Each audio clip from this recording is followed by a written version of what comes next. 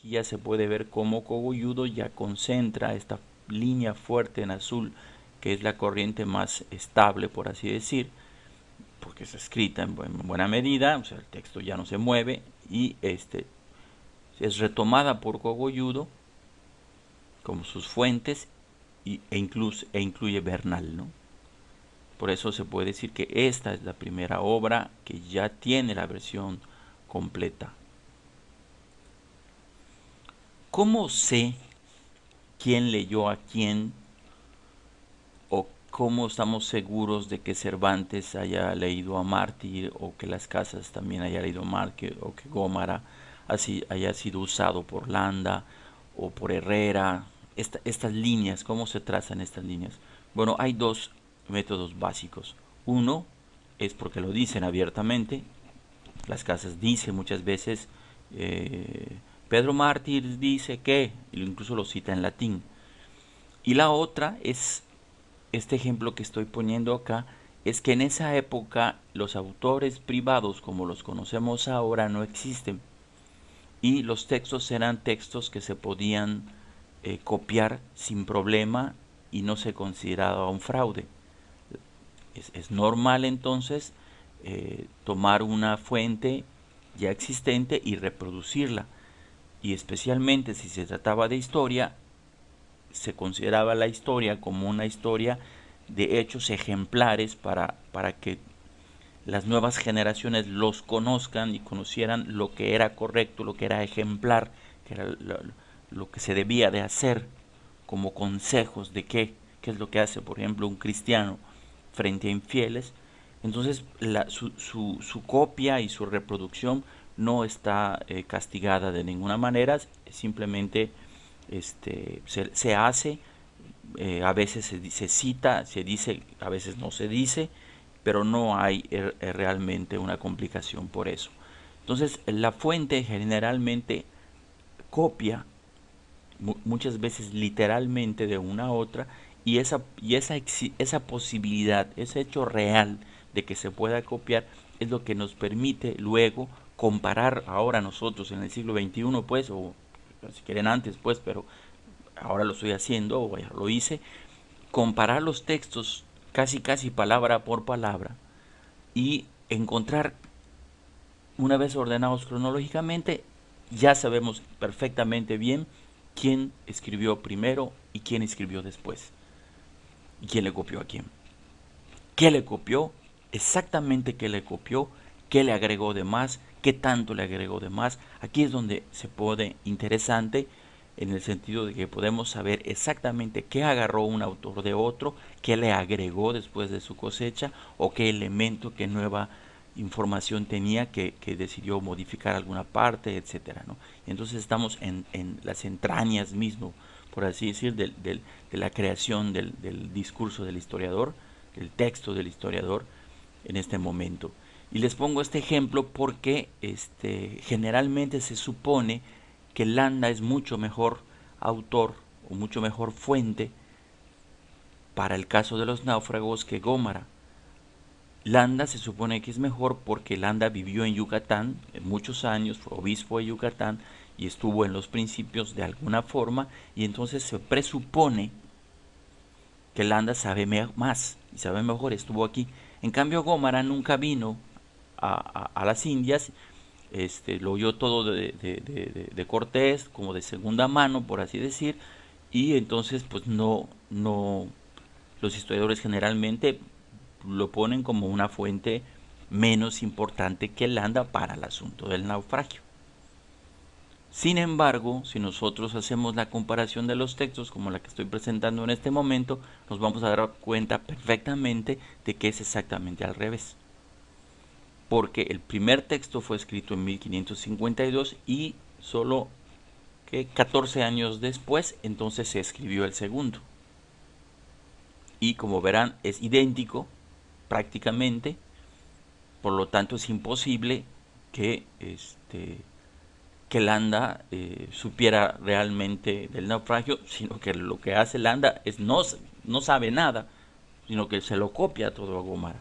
Entonces la fuente real debe ser Gómara. Con esto se acaba la discusión de cuál es la fuente más importante, digamos, de las dos, ¿no? Y se sitúan en su dimensión correcta.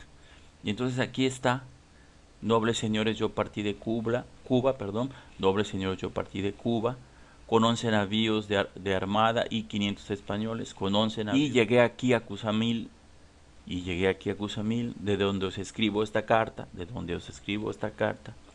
Los de esta isla me han certificado que hay en esta tierra 5 o 6 hombres barbados, ¿ah? Los de esta isla, hombres barbudos, aquí está la diferencia, aquí dice barbudos y aquí dice barbados.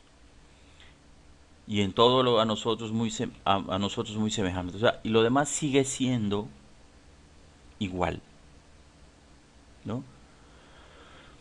No me saben decir otras señas, por más conjeturo y tengo por cierto que sois españoles, y estos hidalgos que conmigo vienen a descubrir por estas tierras, aquí está todo, ¿no?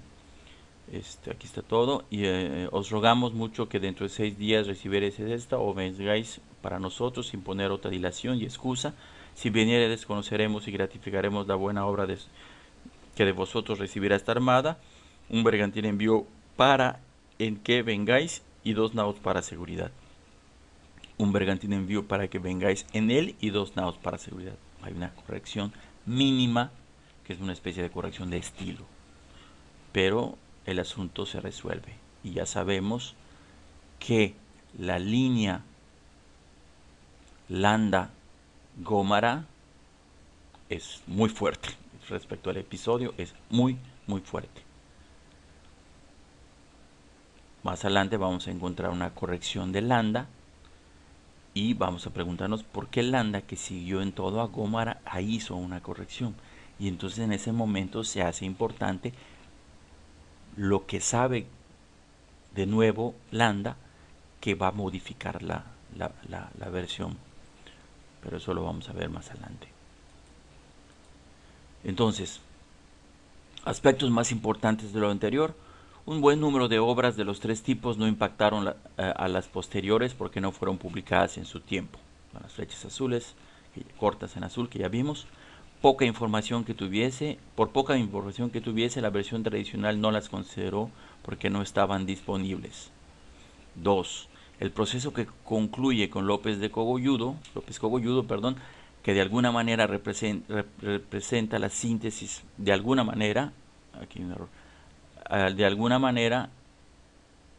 el proceso concluye con López Cogolludo, que de alguna manera representa la síntesis del mismo. La vía más influyente es Mártir, Gómara, Cervantes, Herrera, Cogolludo. Esta es la versión que puede considerarse como la versión tradicional acabada. Obviamente implica que cada autor recibió información, interpretó y reescribió.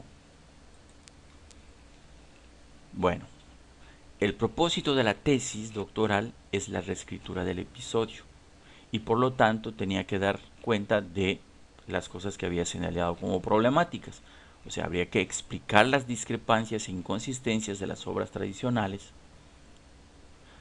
reinterpretar las fuentes críticamente, esto con base en la hermenéutica, y incorporar los documentos de archivo aparecidos cuya temporalidad fuese cercana a los acontecimientos y previa al flujo de las historias escritas. ¿Okay? En total se revisaron 108 documentos, 64 del Archivo General de Indias en Sevilla y 54 de la colección de documentos inéditos relativos a la conquista, descubrimiento, conquista y colonización de América y Oceanía, esa maravillosa obra gigantesca de 42 volúmenes, empezada a publicar más o menos a mediados del siglo XIX en España y por varias décadas, ¿no? Por Joaquín Pacheco y sus colaboradores. Solo vale aclarar también que, bueno, en la reinterpretación de las fuentes críticas estamos usando una posición hermenéutica. Esto es muy importante la reconstrucción del contexto de la escritura. Sin el contexto de la escritura, el texto es un código que no podemos entender bien, porque es un código que está de alguna manera cifrado. y no tiene todo lo que queremos saber, porque todo se hace inteligible en el contexto. Entonces hay que preguntarnos siempre quién escribe, por qué escribe, cuánto escribe, a quién le escribe, qué evidencia tiene, eh, cuál es el conflicto si es que existe, de qué parte está, por qué le conviene decirnos lo que nos dice, en este tipo de preguntas qué evidencia cuenta, etcétera, que nos van a servir para analizar la confiabilidad de la fuente. En ese sentido, la investigación se propone entender cómo se forma el conocimiento histórico que las sociedades tienen, cómo lo generan y qué debilidades pueden tener para conocer los hechos realmente sucedidos. ¿Ok? Y no se trata de una investigación normal a la que solo le importa qué sucedió, sino, perdón que yo haga tanto énfasis en esto, pero bueno, esta es la naturaleza de la historiografía, sino que también implica saber cómo sabemos lo que sabemos. Todos estos procesos implicados en la formación de los relatos, en la formación de las autoridades, en las técnicas de escritura, en la copia de los documentos, etcétera, ¿no? Y para dar salida a esas tres cosas que trato de resolver, yo lo que hago es intentarme ir a los que llamo textos inmediatos, documentos más cercanos a una crónica que a una historia, en el sentido de que los documentos inmediatos representan registros más cercanos y menos distorsionados por el paso del tiempo, en parte porque cuando se elaboran los sucesos están aconteciendo y no se sabe cuál va a ser su resultado.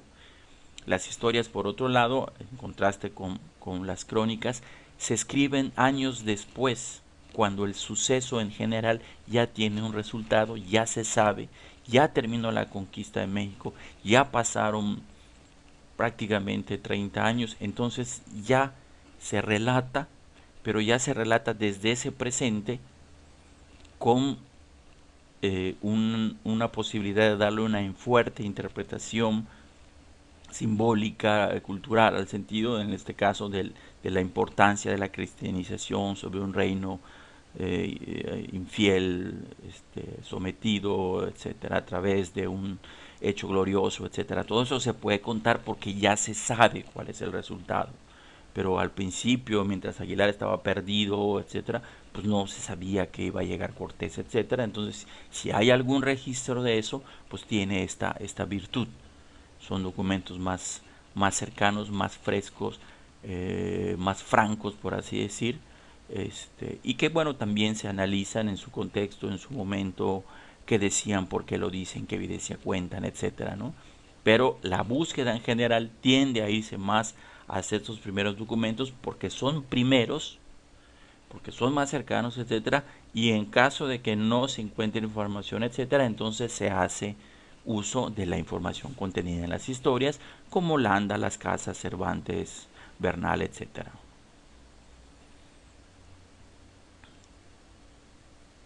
Sí, la línea de partida es justamente la publicación de la obra de Gómara, que es, digamos, el comienzo de las historias. Hasta antes de eso podríamos decir que los registros que se producen en esta fase son más o tienden a ser de alguna forma más del tipo crónica. Y a partir de esto pues ya es una interpretación cada vez más alejada del hecho real, y en un plazo más distante, que va a irse modificando conforme a la evolución social general de la sociedad. Bueno, el trabajo realizado. Una a una revisé toda la documentación